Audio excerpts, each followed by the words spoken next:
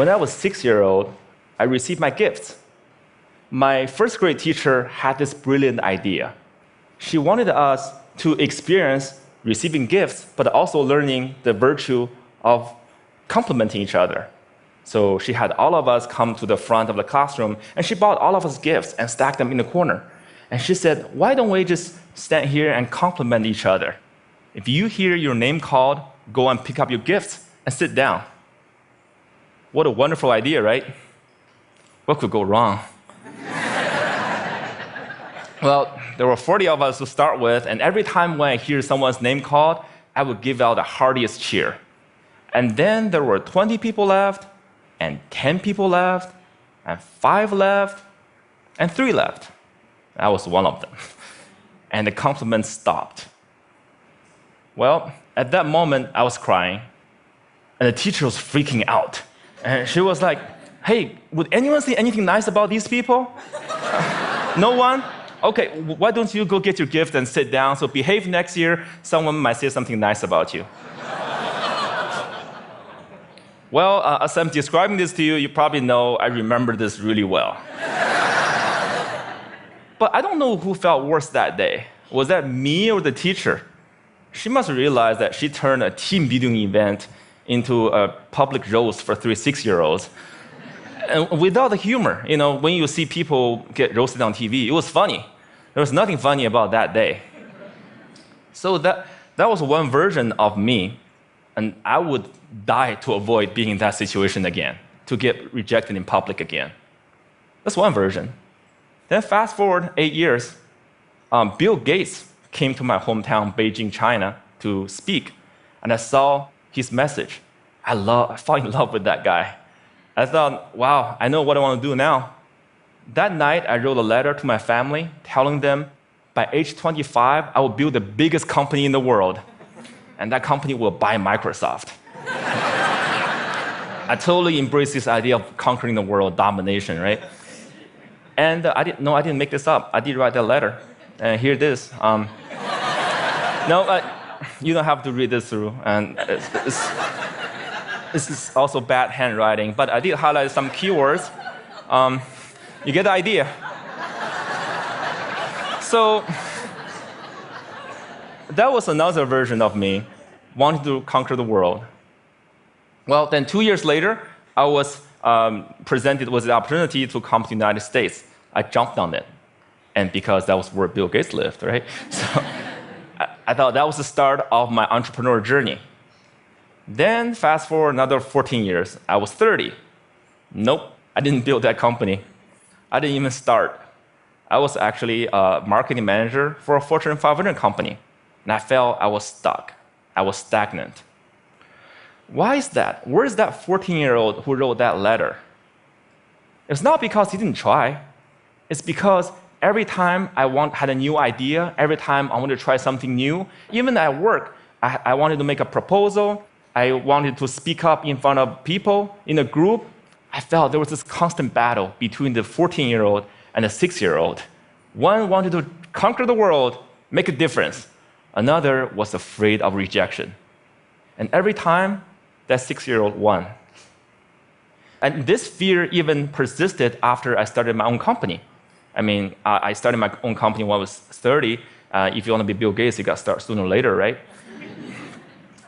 When I was an entrepreneur, I was presented with an investment opportunity. And then I was turned down. And that rejection hurt me. It hurt me so bad that I wanted to quit right there. But then I thought, hey, would Bill Gates quit after a simple investment rejection?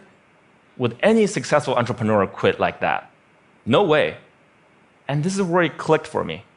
Okay, I can build a better company, I can build a better team or better product, but one thing for sure, I could be a better leader. I could be a better person.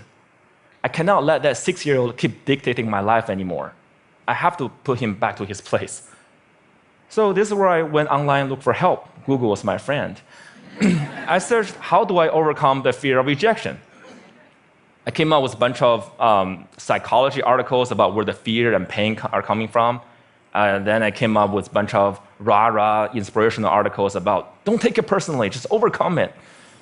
Who doesn't know that? But why was I still so scared? Then I found this website by luck. It's called rejectiontherapy.com. Rejection therapy was this game invented by this Canadian entrepreneur. His name is Jason Comley. And it's basically the idea is for 30 days, you go out and look for rejection. And every day get rejected at something, and then by the end, you desensitize yourself from the pain. And I love that idea.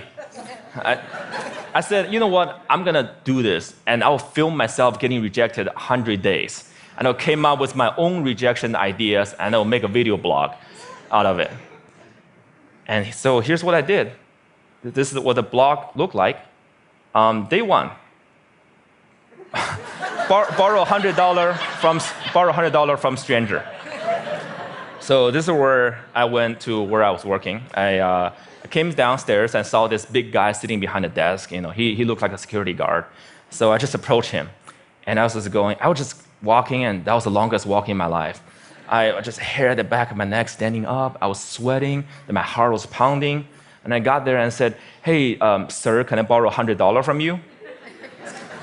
And he looked up. He's like, "No." Why? And I said, "No, I'm sorry." Then I turned around and just ran.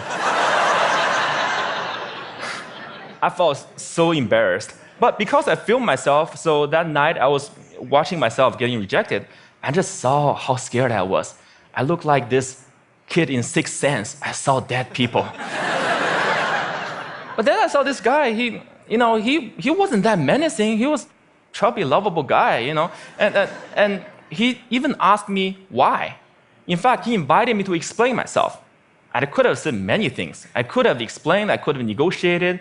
I didn't do any of that. All I did was run. I felt, wow, this is like a microcosm of my life. Every time I feel the slightest rejection, I would just run as fast as I could. And you know what? The next day, no matter what happens, I'm not gonna run. I'll stay engaged. Day two, request a burger refill. This is where I finished, went to a burger joint, I finished lunch, and I went to the cashier and said, "Hey, can I get a burger refill?" And he was all confused. I was like, "What's a burger refill?" I said, "Well, just like a drink refill, but with a burger." And he said, "Sorry, we don't do burger refill, man." So this is where rejection happened. I could have run, but I stayed. I said, "Well, I love your burger, I love your joint, and if you guys do a burger refill, I would love you guys more." And he said, "Well, okay, I'll tell my manager about it. Well, maybe we'll do it, but sorry, we can't do this today." Then I left. And by the way, I don't think they ever done burger refill. I think they're still there. But the life and death feeling I was feeling the first time was no longer there, just because I stayed engaged, because I didn't run. I said, "Wow, great, I'm already learning things." Great. And then day three, getting Olympic donuts. This is where my life was turned upside down. I went to a Krispy Kreme. It's a donut shop mainly in the southeastern part of the United States. I'm sure they have some here too. And I went in and said, "Can you make me donuts that look like Olympic symbols?" Basically, you interlink 5 donuts together. I mean, there's no way they could say yes, right? The donut maker took me so seriously. So she put out a paper, started jotting down the colors and the rings. It's like, how could they make this? And then 15 minutes later, she came out with a box that looked like Olympic rings. And I was so touched. And I just couldn't believe it. And that video got over 5 million views on YouTube. The world couldn't believe that either. And because of that, I was on in newspapers and talk shows and everything, and I became famous. A lot of people started writing emails to me and saying, what you're doing is awesome. But fame and notoriety did not do anything to me. What I really want to do was learn and to change myself. So I turned the rest of my 100 days of rejection into this playground, into this research project. I wanted to learn, see what I can learn. And then I learned a lot of things. I discovered so many secrets. For example, I found if I just don't run, if I got rejected, I could actually turn a no into a yes. And the magic word is why. So one day, I went to a stranger's house, I had this flower in my hand, and I said, knocked on the door, I said, "Hey, can I plant this flower in your backyard?" and he said no. But before he could leave, I said, hey, can I know why? And he said, well, I have this dog that would dig up anything I put in the backyard. I don't want to waste your flower. If you don't do this, go across the street and talk to Connie. She loves flowers. So that's what I did. I went across and knocked on Connie's door, and she was so happy to see me. And then half an hour later, there's this flower in Connie's backyard. I'm sure it looks better now. But had I left after the initial rejection, I would have thought, well, it's because the guy didn't trust me, it's because I was crazy, because I didn't dress up well, I didn't look good. It was none of those. It was because what I offered did not fit what he wanted. And he trusted me enough to offer me a referral, using sales term. I converted that referral. Then one day, I also learned that I can actually say certain things and maximize my chance to get a yes. So for example, one day I went to a Starbucks and asked the manager, hey, can I be a Starbucks greeter? He's like, what's a Starbucks greeter? I said, do you know those Walmart greeters? You know, those people who say hi to you before you walk in the store and make sure you don't steal stuff, basically. And I want to give a Walmart experience to Starbucks customers. Well, I'm not sure that's a good thing, actually. Actually, I'm pretty sure it's a bad thing. And he was like, oh, yeah, this is how he looked. His name is Eric. He's like, I'm not sure. This is how he was hearing me. I'm not sure. Then I asked him, is that weird? He's like, yeah, it's really weird, man. But as soon as he said that, his whole demeanor changed. It's as if he's putting all the doubt on the floor. And he said, yeah, you can do this, and just don't get too weird. So for the next hour, I was the Starbucks greeter. I said hi to every customer that walked in and give them holiday cheers.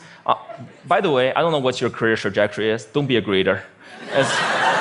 It was really boring. But then I found I could do this because I mentioned, is that weird? I mentioned a doubt that he was having. And because I mentioned, is that weird? That means I wasn't weird. That means I was actually thinking just like him, seeing this as a weird thing. And again, I learned that if I mention some doubt people might have before I ask the question, I gain their trust. People will more likely to say yes to me. And then I learned I could fulfill my life dream by asking. You know, I came from 4 generations of teachers.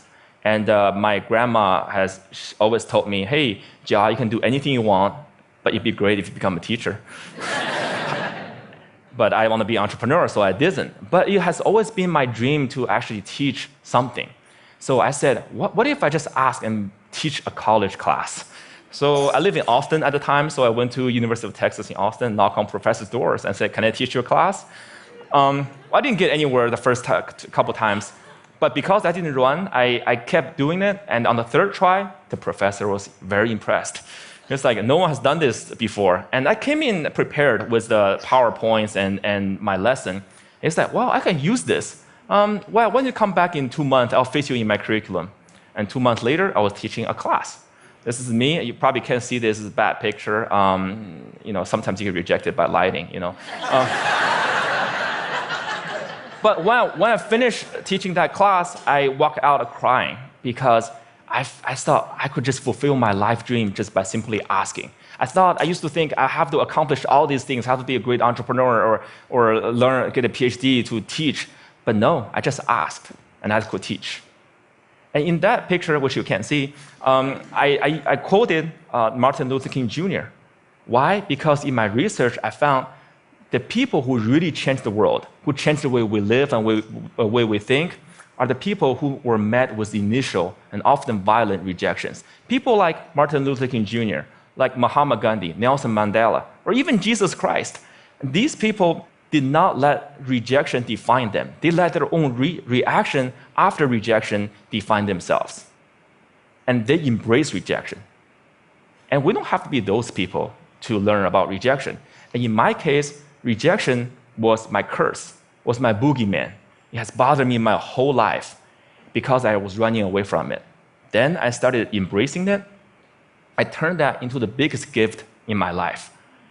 I started teaching people how to turn rejections into opportunities. I used my blog, I used my talk, I used the book I just published, and I'm even building technology to help people overcome their fear of rejection.